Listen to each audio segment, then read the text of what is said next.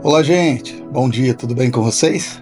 Eu estou bem e feliz por mais uma vez estarmos juntos e aprendermos um pouquinho mais sobre a palavra de Deus. Estou aqui no meu momento devocional, olhando para o texto de Lucas, capítulo 8, a partir do verso 26, que relata a cura daquele endemoniado gadareno ou gerazeno. E achei aqui algo interessante também de comentar, de compartilhar com vocês.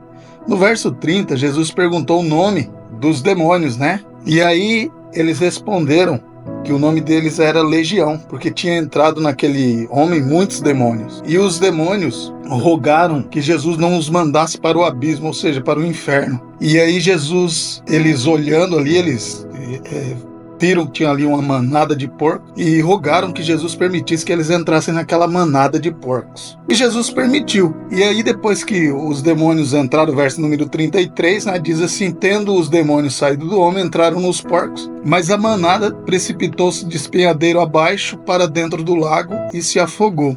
Então, os porqueiros, no verso número 34, vendo o que aconteceu, fugiram e foram anunciar na cidade e pelos campos tudo aquilo que tinha acontecido. É interessante pensar que Jesus permitiu que aquele povo, que não era judeu, porque o povo judeu não criava porcos, nem comia porcos, mas aquele povo ali tinha como fonte de renda os porcos. E Jesus permitiu que acontecesse ali uma destruição, algo que afetou os proprietários dos porcos, afetou aquela cidade, afetou muita gente, porque era uma manada de porcos, talvez 2.000 porcos ou até mais. Havia muitos porcos ali. E então, por que Jesus permitiu?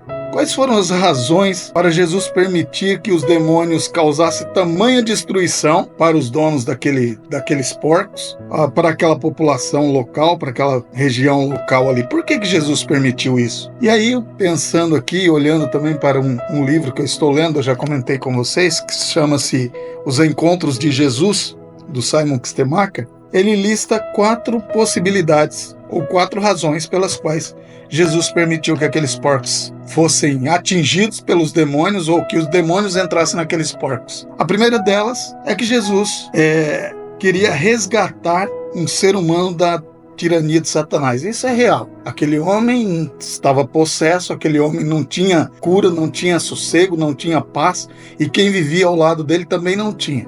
E Jesus queria então resgatar aquele homem. O segundo é que Jesus queria mostrar aos proprietários dos porcos o valor de um ser humano. A terceira é que Jesus queria também enviar o homem curado de volta ao seu próprio povo. E por último, muito provavelmente, Jesus queria apresentar aos gentios as boas novas do Evangelho. O reino de Deus chegou. E então, depois que esses porcos se afogaram, os homens que tomavam conta ficaram com medo, e correram para dar essa terrível notícia aos donos dos porcos, às pessoas que encontravam pela cidade. E eles, olhando para todo aquele acontecimento, ficaram tomados de terror.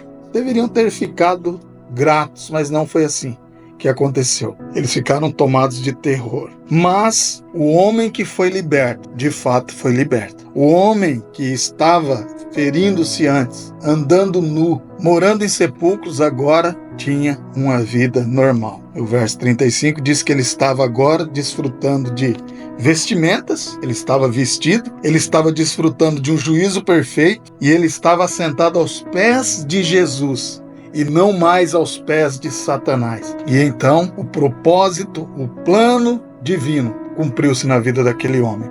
E é por isso que Deus permitiu, Jesus permitiu tamanha destruição naquele local, naquela região, com relação aos porcos, porque ele mostra que uma vida é muito mais importante do que bens materiais. A palavra de Deus nos ensina que nós devemos amar a Deus, cuidar de pessoas e usar os bens materiais. E Jesus expressa isso ao cuidar daquele homem que sofria. Bom dia, que as bênçãos do Senhor Jesus estejam sobre a sua vida. Eu espero você em nosso próximo encontro, se assim o Senhor Jesus nos permitir. Um abraço e até lá.